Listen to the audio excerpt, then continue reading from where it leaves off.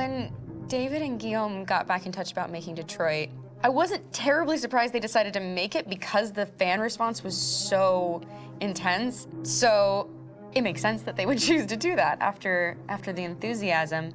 It was a challenge, and it was just an interesting thing to get my head around how to approach this character now as a different, much older person, and whether or not she had changed. And I'm very happy to say that with Detroit, I've had the opportunity to see Kara grow so much more than I ever expected.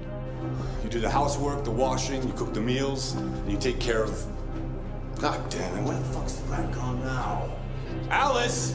Alice! I mean, she starts out essentially how she does in Kara in a very, not robotic, but, you know, android other way. And getting to take this journey where she becomes more and more human as it goes on. You know, and as an actor, that's a wonderful exploration in every way, whether it's how she sits, her posture, how her voice changes, how emotions change, and how much emotion is based on things like empathy and social experience. And so having, you know, as much material as I got with David to have this huge, nuanced arc was really incredible. Why couldn't we just be happy? This experience has been quite different than the experiences I've had shooting film or TV or doing theater work.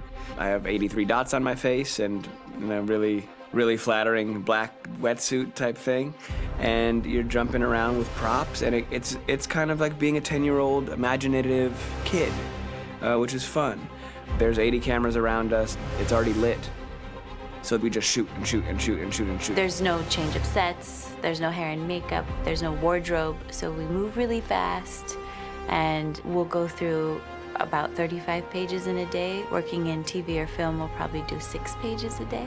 It's kind of acting boot camp. It's like working out constantly. I mean, you're doing this thing, and then you got to do something that's completely other back to back to back. And so that kind of process of working is very challenging, but it's also very exciting because you just have to keep coming up with new ideas, and your head goes all over the place because you're trying to keep track of basically 4 different storylines for each different response. You shot that girl, for fuck's sake. It was a machine that looked like a girl. Yeah, I know what I should have done. I just told you I couldn't. All right, I'm sorry.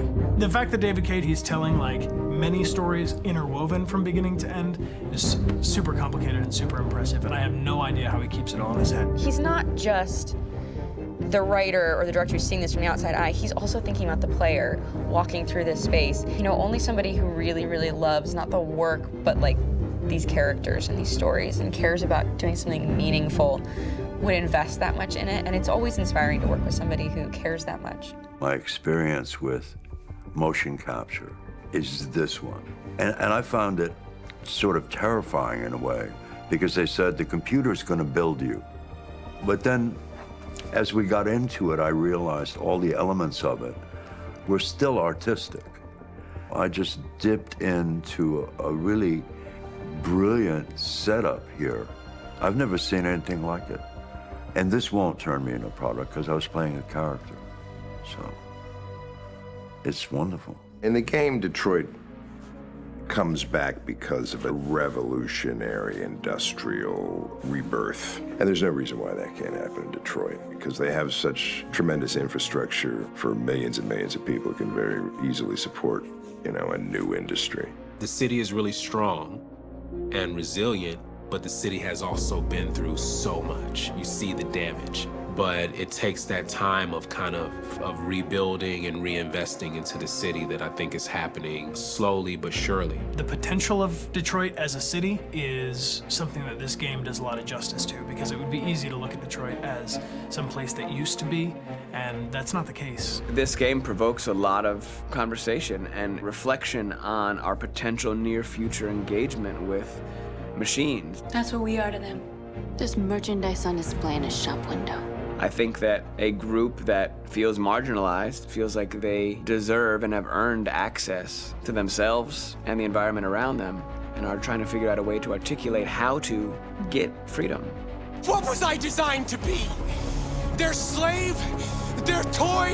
It plays with your comfort levels. You think that this is fine, you're comfortable with it, until something blurs the line and throws you off, and now Do I feel differently about whether this should be allowed? Should it be banned? Should it be encouraged? You're gonna ruin our lives, and for what?